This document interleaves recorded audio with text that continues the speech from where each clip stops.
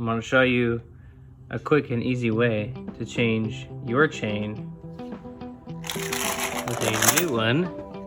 If your sprocket teeth are okay and you don't have to replace them, if you can see a flat edge at the end of that tooth, which you can, that means your teeth are good. When their sprockets are worn out, these will be more oblong than circular, and the teeth will come to a point, and that's when the chain does not have it as much to grip as it did before.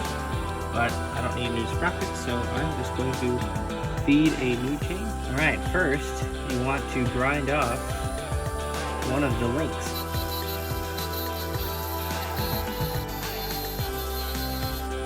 Then you're going to want to take a flathead screwdriver and a hammer to the dot.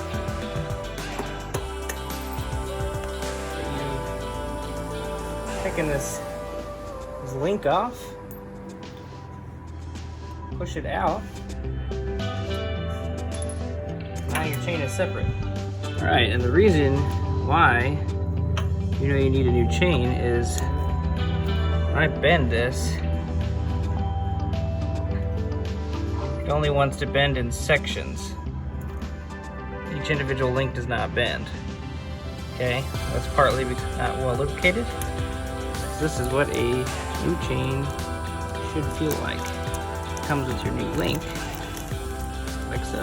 Alright, you're going to want to loosen up your axle so that you can make chain adjustments, because your new chain may not be as loose as your old chain, because they will stretch over time.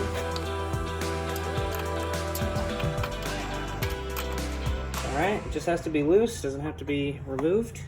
And you're going to use these adjustments to pull the axle bolt forward or backwards, and that will increase or reduce tension on your chain.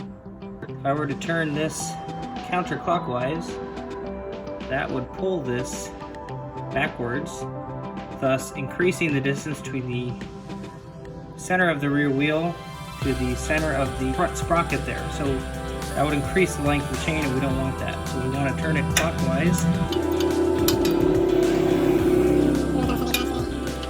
Okay, just a few rotations, and there are marks to line up, so you know exactly what to do, because you do have to do this on both sides. You don't want that wheel to be off center.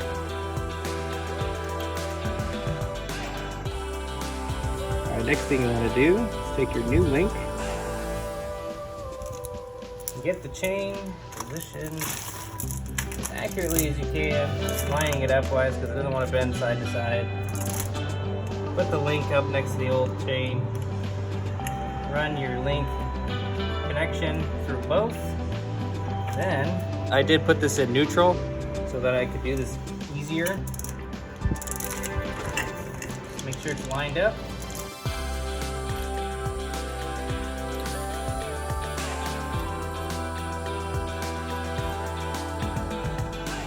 And just like that, my chain is lined up. Now I can run my link through. You get your new one, not your old one. It's the plate that goes on. And then you've got your clip. It's your master clip. I'm going to take your pliers and snap it shut. That is,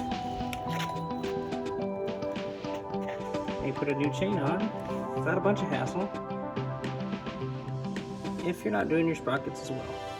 If you're doing your sprockets, this whole wheel has to come off, as well as your sprocket cover over here. Now I can move on with getting my chain adjusted, which will be specific to your own bike, and there are typically instructions on the swing arm with what the proper amount of slack, etc. This does make it easier if you have the rear wheel up in the air, but it is not necessary. This took me about 8 minutes or so. That's it. Hope this helps you. You can always Google your specifications as well. This is a 2001 Shadow 750. They've been around for over 2 decades, So there's a lot of good information out there on how to do it. And make sure to keep your chain lubricated. It's recommended, I think, every 500 miles that you lubricate it. You can get an aerosol spray with a straw so you can get it angled perfectly and just apply it. You can roll the bike along the driveway, or if you can get your rear open there, it makes it real simple. Just spin the tire and spray continuously till the entire chain is lubricated. This is approximately 20 to 25 millimeters, which is about 3/4 to an inch. That's about what you want. Again, your manufacturer will have the correct specifications for you, including process. Now that you've done that, you want to make sure you tighten that axle back up. You don't need that wheel flying off after all that hard work. There is a spec for this, I'm sure. In the years that I've been working on bikes, very tight, they'll usually do. Proper lubrication is key. Thanks for watching, folks.